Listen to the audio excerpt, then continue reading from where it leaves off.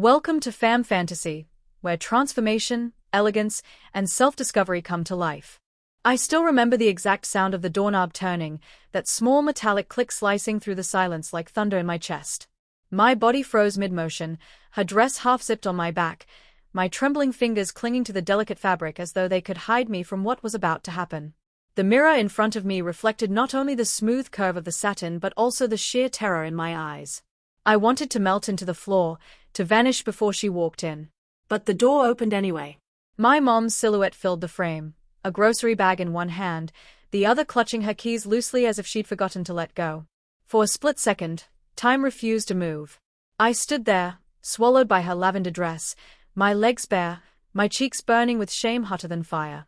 I expected her to yell, to laugh, to recoil in disgust. I had already rehearsed all the humiliations in my head, and none of them would have surprised me. But what did surprise me was the look on her face.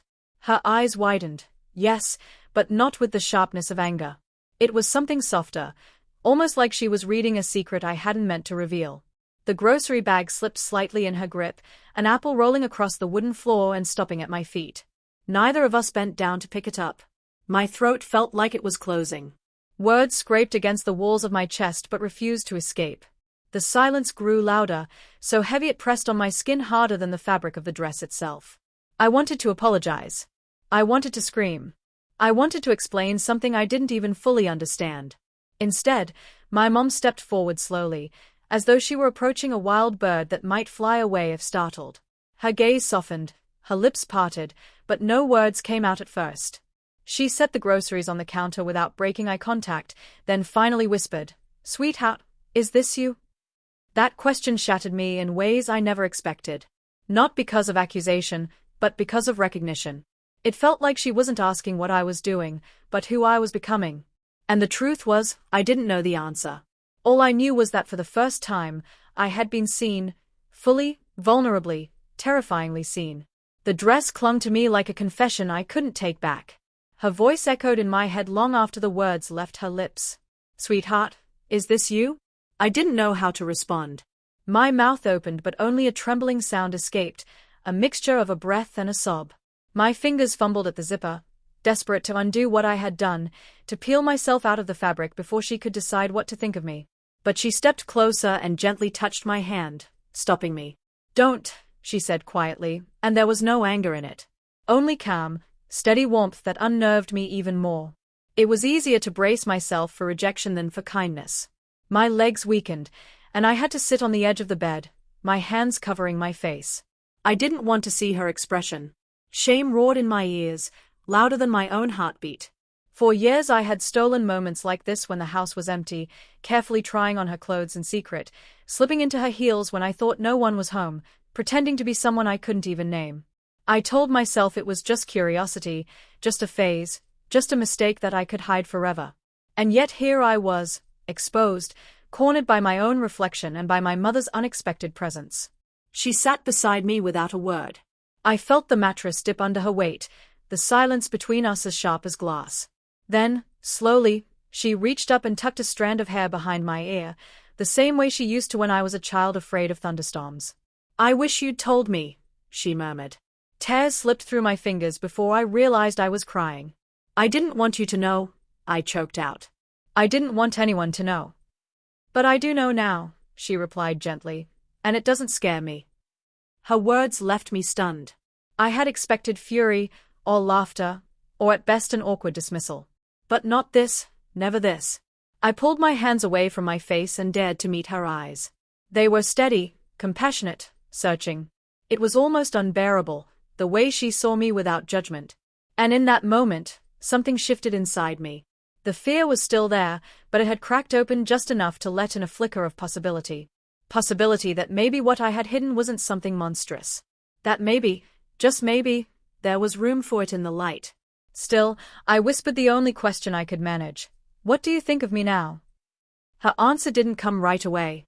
She looked at me for a long time, her expression unreadable but tender, as though she were weighing every word before letting it leave her lips. Finally, she said, "I think you're still my child. And I think there's more to you than I ever realized." Her voice was steady, but mine was trembling when I asked, "So, you're not ashamed of me?" She shook her head gently. Ashamed? No. Surprised? Yes. But not ashamed. You're showing me a part of yourself I didn't know before. That doesn't erase who you've always been. I didn't know how to process that. I sat there with the lavender fabric pooling around me like a secret spilled across the bed, my body stiff, my heart thundering.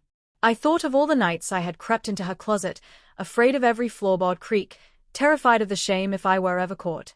And now here I was, discovered, but not destroyed. She leaned forward a little, her hand resting softly on my knee. I want to understand, sweetheart. But I can't unless you help me. The question swirled in my mind, heavy and unanswerable. What am I supposed to say? That I didn't just like the feeling of her clothes, but the way they seemed to make me visible in a new way? That when I looked in the mirror wearing them, I saw not a boy pretending, but something closer to the truth of me. But I couldn't put it into words, not yet. Instead, I whispered, I don't even understand it myself. That's okay, she said softly. You don't have to have all the answers right now. Her kindness was disarming. It almost made me suspicious, like it was too good to be real. But I could feel the sincerity in her tone, see it in the way she didn't look away from me. For the first time, I realized this secret didn't just live inside me anymore. It had been shared, and somehow, the world hadn't ended. That terrified me and comforted me all at once. I took a deep, shaky breath, clutching the fabric against me as if it were a shield. Do you want me to take it off? I asked, my voice barely audible. She tilted her head, her lips curving into a thoughtful smile. Only if you want to. And for the first time, the choice felt like it was mine. That single moment stretched endlessly inside me, the space between her question and my decision. Only if you want to. No one had ever given me permission like that before. All my life, this part of me had existed in stolen fragments, hurriedly erased before anyone could catch sight of them. Now, I was being asked to choose, not out of fear, but out of desire. My hands trembled against the fabric, torn between instinct and curiosity. A part of me wanted to rip the dress off and shove it back into her closet, to pretend none of this had happened. But another part, smaller, quieter, yet undeniably persistent, wanted to stay right there in her presence, unhidden. That small voice was growing louder, asking me to risk the discomfort of being seen. I think I want to keep it on, I whispered, barely believing the words as they came out. My mom smiled softly, not the kind of smile that mocked or minimized, but one that reassured. She nodded once, as if to say she understood more than I could explain. Then keep it on. The weight of her acceptance settled over me like a blanket, fragile yet profound. My body eased, though my nerves still buzzed like electricity. I didn't know what this meant for tomorrow or the day after, but for tonight, I wasn't being asked to hide. She stood, gathering the groceries she'd abandoned on the counter earlier. You know, she said lightly, as if shifting into casual conversation, that dress does suit you. But it's a little big in the shoulders. I froze, my breath catching. Was she teasing me? No, her tone was too gentle, too deliberate. She was noticing, acknowledging, as if she'd already accepted that me wearing her clothes wasn't just an accident but something real. A strange laugh bubbled out of me, shaky but genuine. Well, it wasn't exactly made for me. Her eyes softened again. Maybe someday we'll find something that is. The thought hit me harder than I expected. The idea that she could imagine a future where I didn't just borrow in secret but actually had clothes of my own, it stirred something inside me that I hadn't dared let myself hope for. For the first time that night, the tears in my eyes weren't just from fear. They were from possibility. I didn't sleep much that night. Every time I closed my eyes, I replayed the scene again and again. The door opening, the apple rolling, her voice saying, "Sweetheart, is this you?" The fear still lingered, but now it was mixed with something new, something dangerously close to hope. Lying in bed, still buzzing from it all, I stared at the ceiling and whispered questions into the dark. What if she changed her mind tomorrow? What if her kindness was just shock, and the disappointment would come later once she'd had time to think? My chest tightened with doubt. But then her words returned, "Maybe someday we'll find something that is." And those words glowed faintly in my mind like a lantern in the dark. The next morning, I braced myself for awkwardness. I expected silence over breakfast, strained glances, or maybe even the dreaded "we need to talk." Instead, she acted almost normal. She asked how I slept, reminded me to eat something before heading out, and carried on like nothing had happened. But there was something different in her eyes, an attentiveness, like she was watching more closely now, trying to read me in ways she never had before. It both comforted and unsettled me. Part of me wanted her to drop it, to let me retreat back into the safety of secrecy. Another part wanted her to ask more questions, to open the door a little wider. That conflict gnawed at me all day. That evening, I found myself hovering near her bedroom door. My heart pounded with the weight of what I was about to do. I knocked softly, and when she called me in, I stepped inside. She was folding laundry, the familiar scent of fabric softener filling the room. "Mom," I began, my voice catching on the word. "Can I ask you something?" She looked up, folding paused in her hands, and nodded. "Of course." I hesitated, my throat dry. "Last night, when you saw me, you weren't mad. You weren't even surprised in the way I thought you'd be." "Why?" She set the folded shirt aside and came to sit on the edge of her bed, gesturing for me to join her. "Because," she said carefully, "I've noticed little things over the years. The way you'd linger near the mirror when I was getting ready. The way your eyes lit up whenever I wore something new. I didn't want to jump to conclusions, but I suppose a part of me wondered if there was more going on inside you than you let on." Her words left me breathless. She had noticed. She had always noticed. My attempts at hiding, the careful steps I thought were invisible, had left trails after all. "I thought I was so careful," I murmured. She smiled faintly. "You were. But a mother knows her child. Even when they don't want to be known." Her gentleness cracked something open in me. For the first time, I didn't feel like a thief in my own home. I felt like a secret finally being allowed to breathe. The days that followed felt strange, like walking across a bridge I wasn't sure would hold my weight. My mom didn't press me, didn't force conversations or demand explanations. Instead, she created space for me to step into when I was ready. That silence wasn't empty, it was patient. And in that patience, I began to find my courage. One evening, I caught myself staring at the mirror again, holding one of her scarves loosely around my shoulders. I wasn't even wearing anything else of hers, just that scarf, but the way it draped changed the way I felt inside, softening something sharp.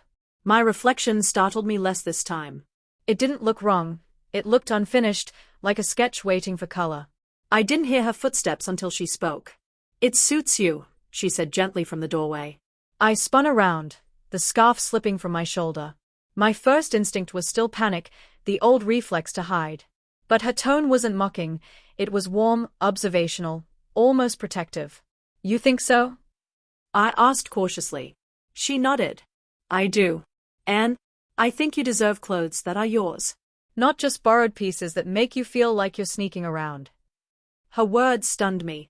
I opened my mouth, then closed it again, because I couldn't quite process the enormity of what she was offering. "You mean, like, actually buy me some?" "Only if you want to," she said. "And only if you're ready." My heart thudded so loudly it drowned out everything else. For years, the idea of owning something like that felt impossible, forbidden. But hearing her say it, casually, as if it were the most natural thing in the world, ignited something in me I didn't know I was allowed to feel: anticipation. I swallowed hard, unsure of how to respond. Part of me wanted to scream yes, without hesitation. But another part, the part chained to fear, whispered all the dangers. What if someone saw me? What if people laughed? What if this acceptance had limits I was about to cross?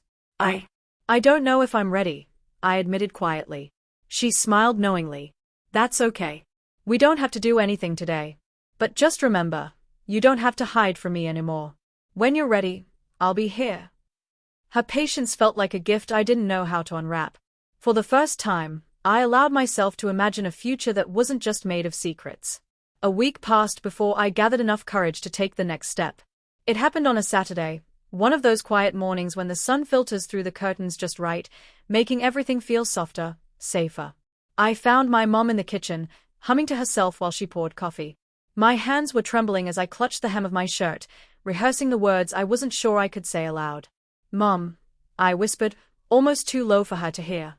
She looked up immediately, her eyes searching my face. "What is it, sweetheart?" I took a shaky breath. I think I might be ready." Her expression didn't change into shock or pity, only quiet understanding. She set her mug down and gave me a small nod, like she'd been waiting for this moment. "All right," she said softly. "Do you want to go today?" The idea terrified me. Being out in public, where people could see me, where strangers' eyes might turn sharp, it made my stomach twist. But alongside that fear was something else, excitement, fragile but undeniable. "Yes," I said finally, my voice steadier than I expected. We drove in silence, though the silence wasn't heavy. It was expectant, alive with possibility. My heart raced faster with every mile, torn between wanting the drive to last forever and wanting to arrive already. When we finally pulled into the parking lot of a department store, my throat tightened so much I could barely breathe. Mom noticed. She placed her hand gently over mine. "We'll take it slow," she promised. "Just look around." "Nothing has to happen unless you want it to." Inside, the air smelled faintly of perfume and new fabric. I followed her through the aisles, my eyes darting nervously to every passerby, convinced they could see right through me. But no one paid me any attention. They were too busy shopping, too wrapped up in their own lives. That realization was both comforting and disorienting. We stopped in front of a rack of dresses. My pulse spiked. The colors blurred together, blues, pinks, florals, soft fabrics that seemed impossibly delicate. Mom touched one of the hangers and held it up. "What do you think?" I swallowed hard, staring at the dress in her hands. For years, these had been objects of longing and shame, never possibilities. Now one was being offered to me without judgment, as though it belonged in my hands. My fingers trembled as I reached out to touch the fabric. It was softer than I imagined, light against my skin. And in that moment, something inside me whispered, "This could be mine." The fabric slid between my fingertips like a secret turning into truth. I stood there frozen, my hand lingering on the dress as if touching it too long might make it disappear. My mom didn't rush me. She just stood quietly, holding it up with a calm smile, as though she were inviting me into a world I'd only dreamed of but never believed I could enter. "Do you want to try it on?" she asked softly. The question pierced through me. My breath caught. Try it on, here? In a store? The thought of stepping into a fitting room with that dress in my arms made my chest tighten with fear. I imagined strangers' eyes, whispers, laughter. But beneath the fear was a pull, a yearning so strong it nearly made me dizzy. I don't know," I stammered. "That's okay," she said immediately. "There's no pressure. We can just look today." Her patience steadied me, but it also gave me courage I didn't think I had. I glanced around the store, watching shoppers drift by, none of them paying us any mind. Maybe they wouldn't notice. Maybe they wouldn't care. Maybe I do want to," I whispered. Her smile deepened, not wide or exaggerated, but proud in a quiet way. She slipped the dress from the rack and handed it to me as though passing along something precious. My hands shook as I clutched it against my chest, terrified and exhilarated all at once. The fitting room was small, with harsh lighting and a mirror that left nothing to hide.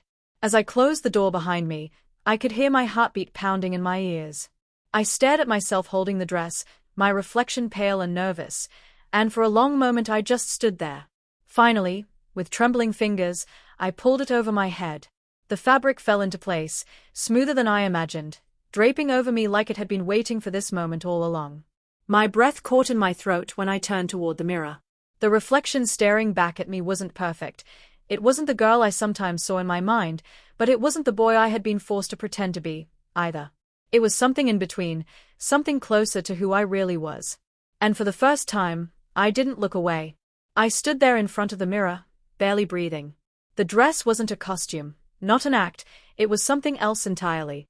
My hands smoothed down the fabric, following the lines of it, the way it reshaped how I carried myself. My reflection didn't feel like an intruder anymore. It felt possible. There was a knock at the door. My mom's voice floated through, gentle and reassuring. "How's it going in there?" I hesitated, staring at myself, afraid to let her see.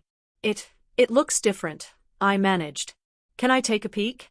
"Only if you want me to," she said. My throat tightened. The idea of opening the door terrified me. But she had already seen me once, caught me, unprepared, vulnerable, and she hadn't turned away. This time, maybe it could be on my terms. Slowly, with shaking hands, I unlatched the door and opened it just a crack. Her eyes softened the moment they landed on me. She didn't laugh, didn't flinch, didn't look away. She just smiled in that quiet, steady way that told me she saw me, not as a joke, not as a mistake, but as her child. It looks beautiful on you, she said simply. The words washed over me, leaving me unsteady, like the ground beneath me had shifted. I wanted to believe her, but part of me still resisted, clinging to all the years of shame I'd carried. You're just saying that, I murmured. She shook her head gently. No, I mean it. You look like yourself. That word, yourself, hit me harder than any compliment. My eyes stung with tears I hadn't expected. I quickly looked down, embarrassed, but she reached out and touched my arm lightly. Hey, she whispered. It's okay to feel it. It's okay to let it be real.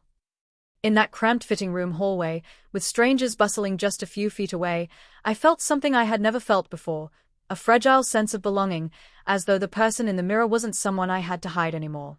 For the first time in my life, I let myself smile while wearing a dress.